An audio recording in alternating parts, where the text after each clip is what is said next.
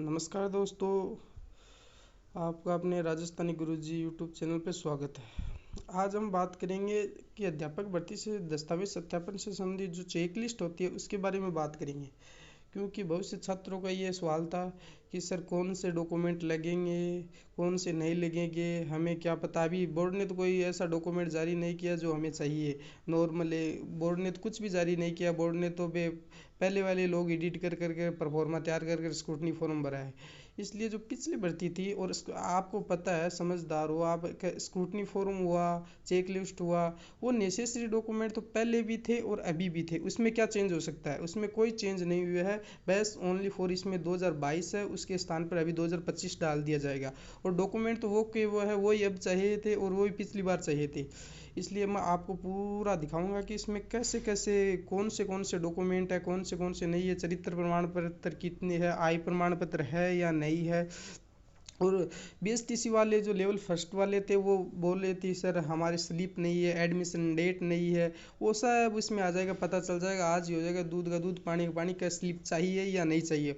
और रही मुख्य बात, ये लेवल फर्स्ट और लेवल सेकंड दोनों की चेक लिस्ट है, एक ही चेक लिस्ट नहीं है। इसमें लिखा हुआ है बेकायदा कि लेवल फर्स्ट और लेवल सेकंड सामान्य शिक्षा विभाग और विशेष शिक्षा के लिए। अब की बार इसमें विशेष शिक्षा नहीं आएगा, सामान्य शिक्षा और संस्कृत शिक्षा आएगा। इसलिए हमारी वीडियो को अंत तक देखिए और पूरी चेक लिस्ट आप ध्यान से देखिए। और इस चेक लिस्ट को फिर हमारे यूट्यूब, हमारे जो टेलीग्राम चैनल है राजस्थानी गुरुजी नाम से, उसकी लिंक मैं कमेंट में पिन कर रहा हूँ और लिंक बायो में है, उसमें जाकर इसे डाउनलोड कर लेना। ठीक है, आज पूरी चेक लिस्ट के बारे में बात करते हैं। क्या ऊपर फर्स्ट पेज है कि दस्तावेज सत्यापन दल, दस्तावेज सत्यापन जांच दल की टिप्पणी। फर्स्ट जो पीडीएफ का पहला पेज है उस पे अभ्यर्थी का कोई काम नहीं है। ये जो दल बैठेगा वही काम करेगा, वही टिप्पणी लिखेगा, रिमार्क लिखेगा। हमारा जो भी, कई बंदे मूल निवास से संबंधित एफिडेविट लगा रहे, कई कुछ जो भी उसकी गलती होगी बंदा वो सुधार के ले जाएगा, वो यहाँ मेंशन की जाएगी। ठीक है, और एक दल में 3 होंगे। ये तीनों दलों के हस्ताक्षर, नाम, पद का नाम सब लिखा जाएगा। ये इस पे अभ्यर्थी का कुछ काम नहीं है। ठीक है, अब अगले पेज पर चलते हैं। ये देखो, ये है मुख्य पेज। तो ये है, इसमें आपको मैं जूम करके दिखाता हूँ कि क्या क्या डॉक्यूमेंट लगेंगे, क्या क्या नहीं लगेंगे। ये देखो, ये प्राथमिक विद्यालय अध्यापक सिद्धि भर्ती 2022, उच्च प्राथमिक विद्यालय अध्यापक सिद्धि भर्ती 2022, ये 22 की है। अभी इसमें 25 लिखा आएगा। ठीक है, ये देख लो कि फर्स्ट में तो दस्तावेज सत्यापन जिले का नाम आएगा। इसमें फर्स्ट में दस्तावेज सत्यापन जिले का नाम इसमें, ये देख लो। ठीक है, फिर अभ्यर्थी को अपना रोल नंबर लिखना है। फिर क्षेत्र अनुसूचित और गैर अनुसूचित क्षेत्र, टीएसपी नॉन टीएसपी बताना है। आवेदन क्रमांक, ये रहा अभ्यर्थी का नाम और ये माता का नाम और ये अभ्यर्थी का लिंग। ठीक है, और इधर बात करते हैं तो कई ये पद, मतलब किस पद के लिए आपने आवेदन किया है और उस पद में कौन सा विषय आपका। अगर सामान्य लेवल फर्स्ट वाले तो लेवल फर्स्ट वाले है, उसमें तो कोई बात नहीं, ऊपर लिखा है। लेकिन लेवल द्वितीय के लिए विषय लिखना पड़ता है। ये रहा विषय का कॉलम। ठीक है, आधार क्रमांक लिखना है, पिता का नाम लिखना है, जन्म तिथि लिखनी है और आपकी जो भी कैटेगरी है वो कैटेगरी इसमें क्लिक करनी है। ठीक है, और जमा आवेदन शुल्क की राशि, ये जो हम 100 रुपये लगाते हैं स्क्रूटनी फॉर्म के साथ, वो लगाना है हमें इसमें। ठीक है, अब बात करते हैं यहाँ दस्तावेज प्रमाण पत्र। जो भी हमें दस्तावेज चाहिए उसकी पूरी लिस्ट दे रखी है यहाँ की दस्तावेज प्रमाण पत्र। जैसे देखो, ये रहा। ठीक है, ये इसमें लमसम कितने कॉलम है वो आपको पूरा वीडियो में दिखाऊंगा। ये देख लो आवेदन फॉर्म। और इधर इस साइड आके देखते हैं तो क्या है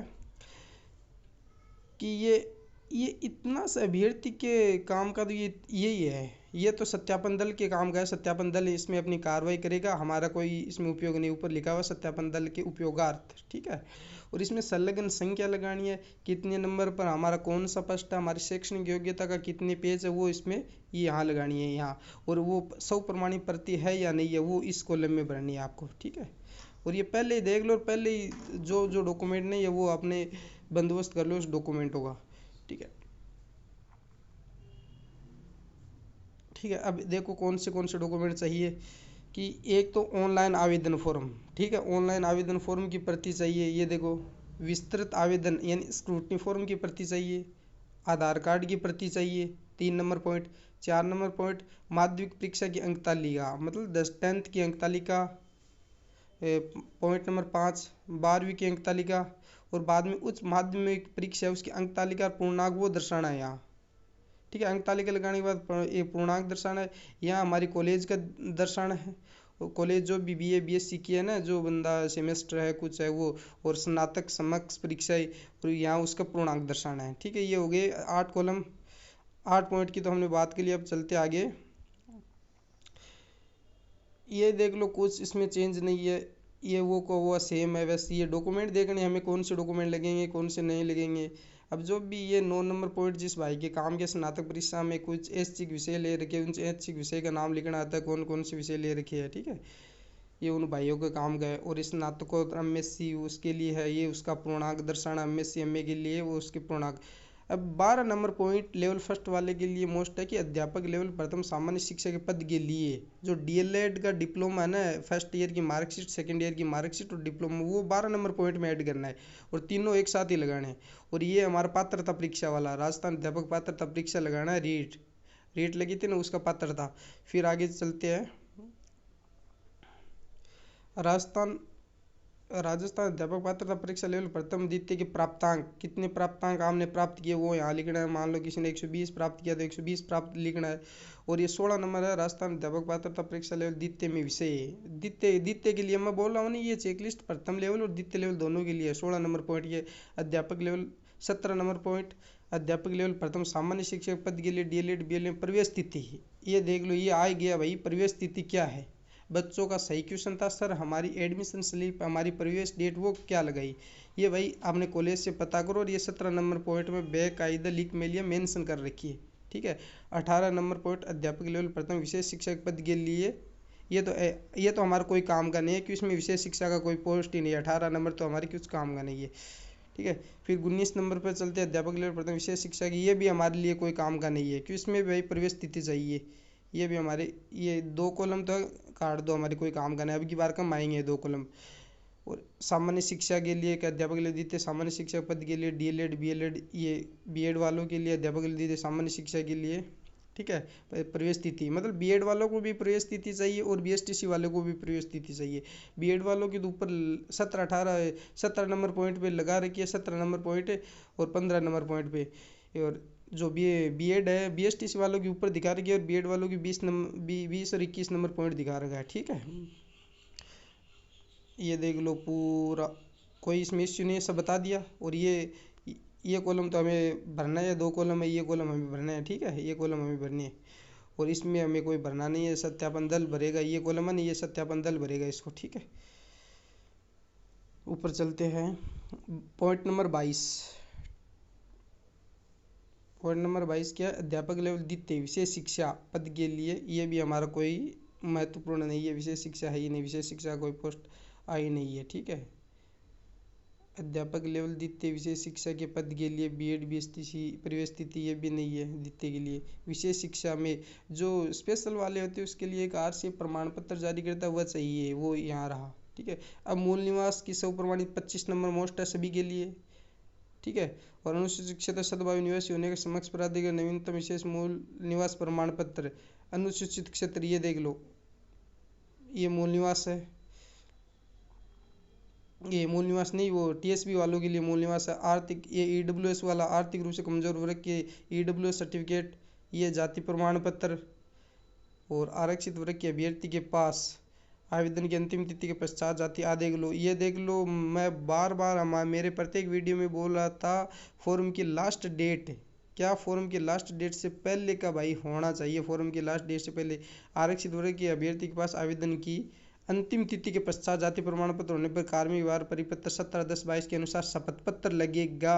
अगर आपकी एग्जाम डेट वो फॉर्म डेट थी उससे बाद में आपने जाति प्रमाण पत्र मूल निवास प्रमाण पत्र बनाया तो आपका एफिडेविट लगेगा। ये रहा भाई। ठीक है, ये भाई 29 नंबर पॉइंट पे आरक्षित वर्ग के सभी अभ्यर्थी महिला पुरुष इस शास्य की सब घोषणा समय तथा पुरुष राजस्थान के मूल निवासी होने का घोषणा पत्र है ये। आगे बात करें 31 नंबर पॉइंट विधवा की स्थिति में, ये विधवा बहनों के लिए है।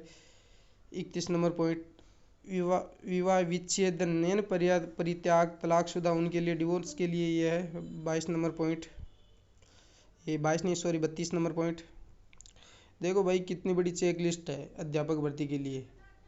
ठीक है, आज बात करेंगे संतान संबंधी घोषणा पत्र। ये आ गया 33 नंबर पॉइंट है, संतान संबंधी घोषणा पत्र। विवाह होने पर दहेज न लेने संबंधी अविवाहित वाला ये रहा। भूतपूर्व सैनिक होने पर सेवानिवृत्ति सक्षम प्राधिकारी द्वारा जारी अनापत्ति प्रमाण पत्र एनओसी। ये भूतपूर्व सैनिक भाइयों के लिए, हमारे फौजी भाइयों के लिए, फौजी भाइयों का मैं दिल से सम्मान करता हूँ। पहले तो बॉर्डर पे हमारी रक्षा की और आज हमारी विद्यालय में वही ज्ञान बच्चों को देंगे। विद्यालय में मतलब फौजी भाइयों का ज्ञान तो अलग ही रहता है, क्यों थोड़ा बहुत वो तो प्रशिक्षण अपने रक्षा से संबंधित भी ज्ञान देंगे बच्चों को। उनका तो भाई अनोखा तरीका रहेगा पढ़ाने का बच्चों को। ये उत्कृष्ट खिलाड़ी के लिए, जो भी हमारे स्पोर्ट्स के भाई बहन हैं उसके लिए। ये दिव्यांगजन, जो भी हमारे दिव्यांगजन भाई बहन हैं उसके लिए 38 नंबर पॉइंट है। आपराधिक प्रकरण न होने सब घोषणा पत्र की, भाई मेरे कोई आपराधिक प्रकरण नहीं दर्ज हो उसके लिए जो हम घोषणा देते हैं वो 39 में है। राजकीय सेवा में होने पर जो एनओसी दी जाती है वो 40 नंबर पॉइंट पे है। ये आय प्रमाण पत्र, भाई कोई भर्ती में अब की बार आय प्रमाण पत्र नहीं मांग रहा था, लेकिन इसमें क्या 2.5 लाख से कम आपने आय दिखाई है तो उसमें आय प्रमाण पत्र दिखा रखा है, इसलिए भाई आय प्रमाण पत्र भी बनाना जरूरी है। ठीक है, अगला पॉइंट देखते हैं 42। शैक्षणिक योग्यता से संबंधित सब घोषणा, मतलब एक सामान्य घोषणा पत्र मैंने बताया था वो इसमें लगेंगे 42 नंबर पॉइंट में।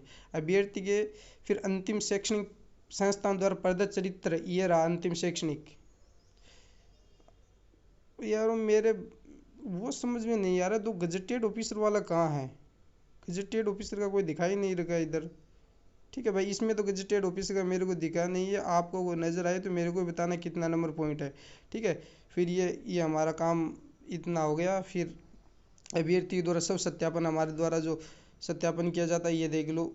इसमें हमारा रोल नंबर है, पिता का नाम, व्यवसाय, निवासी सब भर के हमारे इधर साइन कर देना। इधर साइन, ये रहा साइन, और ये ऊपर साइन रहा, ये नाम पता सब भर देना है। ठीक है, पूरी मैं आपको दिखाता हूँ, ये देख लो।